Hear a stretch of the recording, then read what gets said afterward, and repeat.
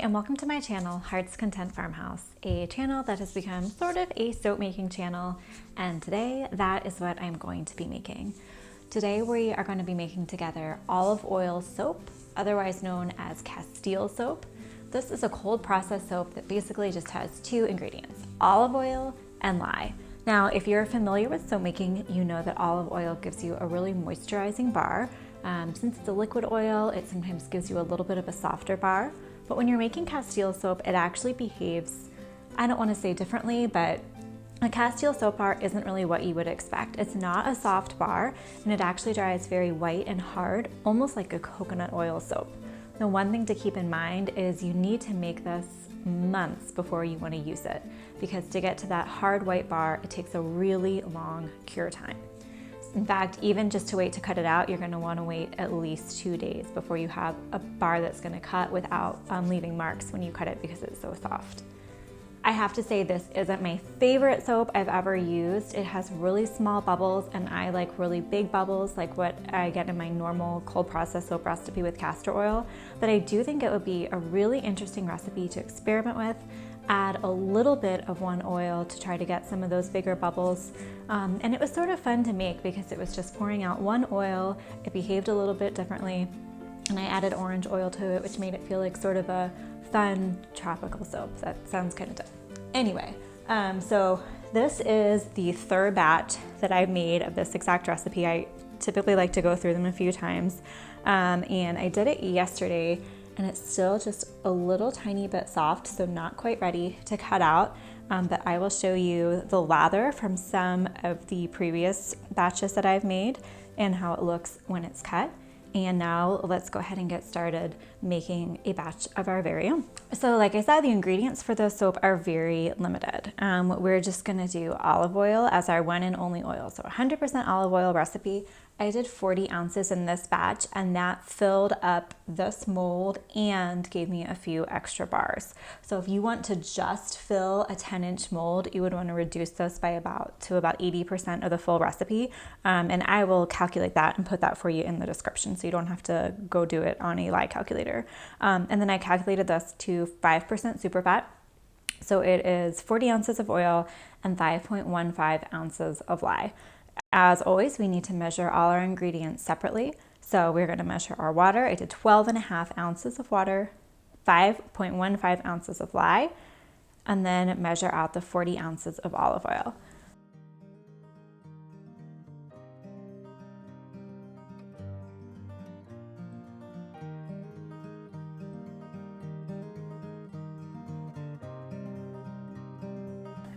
Again, when you mix lye and water, you always put the lye on top of the water. You remember this by the saying, snow floats on the lake. The lye is the snow, the water is the lake, lye goes on top.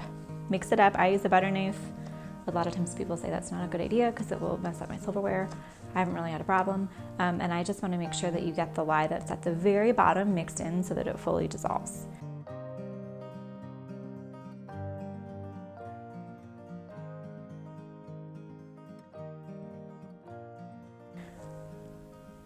Keep in mind that while your lye water is cooling, this is the most dangerous stage of soap making because you have this container that looks like it's sort of just cloudy water, but it's extremely dangerous and toxic at this stage.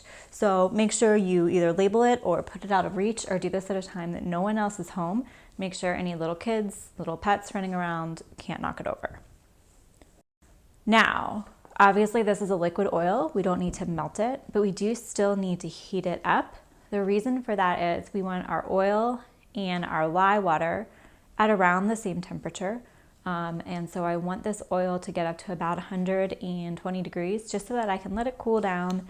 I want them to start out at about the same temperature so that as they cool, they'll be relatively close together.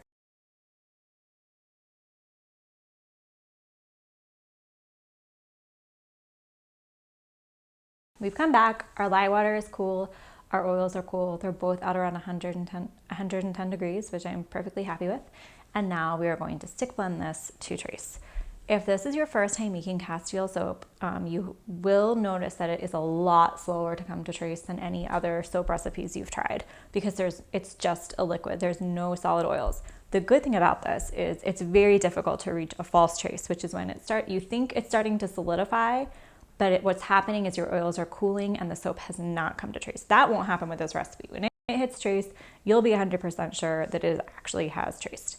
So we're gonna pour the lye water into the oil and start blending. I'm also gonna add here a little bit of sodium lactate, mix that in with my lye water and pour it in. That is just gonna help everything harden up faster. It's probably the cheapest thing you can buy for soap making because it's basically just salt water. The big bottle is usually less than $2, so it really is worth it to have, especially when you're doing a liquid oil heavy recipe like this one. It's really gonna help it come to trace faster, first of all, and more importantly, cure faster and give you a harder bar that's easier to use earlier.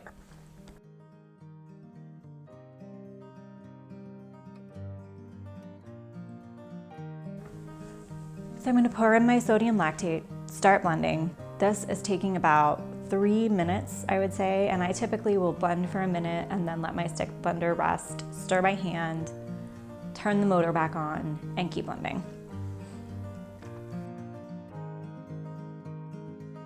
Again, you know trace is reached when you lift up your stick blender and a trail of soap batter, instead of immediately sinking back into the pot, rests on top very briefly. So if you get a mixture that's like a thick pudding, that still works. That's a very thick trace. If you get something that has just barely thickened and you're just seeing a trail that rests on top just for a second, that is more of a thin trace. It doesn't really matter which one you do. Keep in mind when you add in a fragrance, that is gonna speed trace up a lot. So some people prefer to just blend to a thin trace, then add a fragrance, knowing that that is gonna speed things up a little bit. Some people prefer a thick trace because they feel that the soap will cure faster. It's a really personal preference. After you do this a few times, you'll find which one you prefer. I typically do a thin trace, so that's what I'm doing here. And now that I've reached it, I'm just gonna pour it into my loaf mold. Now, right now, this soap has a really pretty yellowish olivey color, and I loved that when I made it, but it will not stick. As it cures, it's just gonna turn pure white. So if you wanted to have a soap that looked this color as a finished product, you would want to add a little bit of yellow and orange soap colorant. So this soap, you really don't have to worry about it gelling. You could put it in the fridge, you could force gel phase in the oven. I just let it sit out on the counter. My house, we have a fireplace going now and it's usually in the 70s and then it drops down to like the 50s at night. And I did it 3 times and I had no problems with it gelling or anything like that, partially gelling. I just set it on the counter each and every time and there was no problem. If you wanted to try a gel phase, you certainly could try to force it in a really low temperature oven, and that might give you a little bit more of that yellowish tint. Okay, so we waited for 2 full days with it in the mold before we cut it out. And now we're gonna turn it out. And you wanna be careful because if it's still soft and you're leaving like a lot of fingerprint indentations as you try to turn it out, I would just set it down and give it another day to cure more. Or you can go ahead and start cutting if you aren't overly particular about what it's gonna look like. 3 days, 4 days is the max. After that, it's actually gonna start hardening so much that it's gonna be very difficult to cut. So that is one thing about this. It's really soft at first, then it starts hardening quickly and you can actually miss the window and end up with a very, very hard rock-like brick. We don't want that either. So we are gonna cut this, let it cure for, I know this is hard to hear, but about 2 to 3 months before you use it. And it's a really interesting soap. It's gentle, it does a great job cleaning, and it has really small bubbles. So I think it would be really good for like a kitchen soap, maybe for washing fruits and vegetables, keeping by the sink, something you could use on your fruits and vegetables, on your hands. I don't think it would be great as a dishwashing soap because it does have a super fat in it. But it's just sort of an interesting thing to try. I wanted to try it, so I did. And I think in a few weeks what I'm gonna do is try adding things like beeswax and castor oil, but still keep my base soap at around 70% olive oil and just see what I get. So if you're interested in that, let me know. And if there's any particular oils you want me to try, let me know that too. So what I'm gonna do is in the description box, I will link to you everything that I use. It's just I should have said this earlier. So the olive oil you're using I used extra virgin olive oil from Costco, the Kirkland brand. And that's kind of a stupid idea because when you buy extra virgin olive oil at the grocery store, you're paying a premium for the fact that that is edible and that it's like a higher quality oil. If you were gonna get really into making Castile soap or really into soap making in general, it would be a lot smarter to go to a soap making supply company and order a non-food grade olive oil because the price is much, much lower, less than half the price because they don't have to be stored in a special like food safe warehouse. So I'll link to you my favorite soap making supply shop in the description and look for an olive oil there. Unless you just have olive oil in hand and want to use what you have, which is what I did. But it's much cheaper to buy a special one. And I'll also link for you the sodium lactate, which helps make this a harder recipe, and the orange oil that I use to give it a little bit of fragrance. So that's it. I hope you like the soap. I hope you like the video, and have a great day.